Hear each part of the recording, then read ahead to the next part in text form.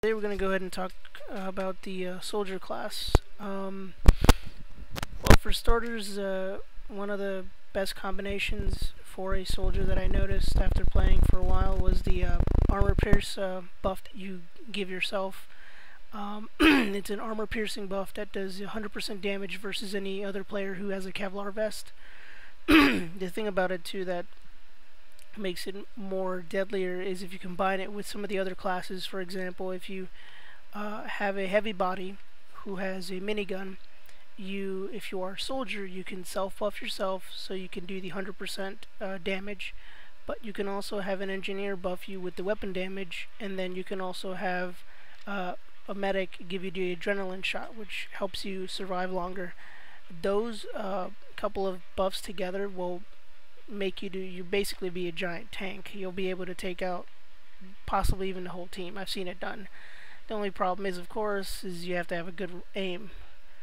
Another thing that I noticed is if you want to level the soldier class faster, going between scavenging and ammo sharing is the way to go. If you just continually do that, not worrying about anything but other primary objectives, then you'll be able to get well over in the thousands. I noticed also that the flashbangs that you can get are also another good way of getting points. I know if you've been playing a lot, you've noticed that the flashbangs, sometimes they aren't as effective, because you throw them on the ground. But I figured out a way to get them to work regardless. If you throw them directly, over a ledge or basically straight up into the air, the flashbangs will explode, and anybody in the direct vicinity will get blinded. That's simple. But here's the thing. You get points for whoever gets hit by it, regardless if they were close to it or away from it. So usually if you flashbang an entire team, I think it's roughly about 200 points you can get maximum. But if you throw the flashbangs over something or in a way where the flashbang will explode before it hits the ground, it's a lot more effective. The grenade upgrade, when you get the last two upgrades, which is the damage and the AoE effect, they are capable of taking out level 1 and 2 turrets with only one grenade. Now remember, it's only going to disable the turret if it has 100% health. But one grenade to take out one turret is not bad. You can even hurt anybody else that stands near it. Another trick that I learned with the flashbang was if you're stuck in an area where you can't really get anywhere and there's too many enemies around, if you throw a flashbang directly in front of you and you turn your character away from the flashbang, you will not be affected by it. This also goes in terms of if you see or you suspect somebody's going to throw a flashbang, just look away from the area where they threw it and you will not be affected from it.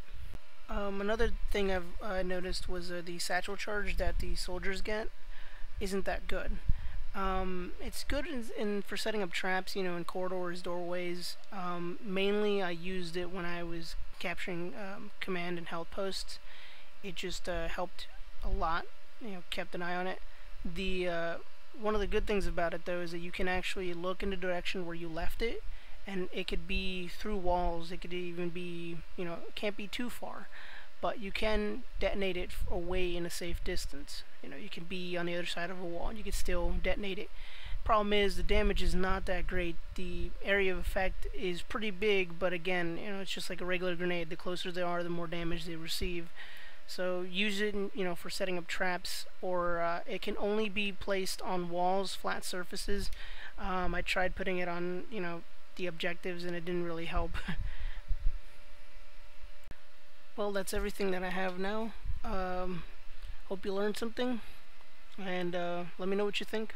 I'll see you around.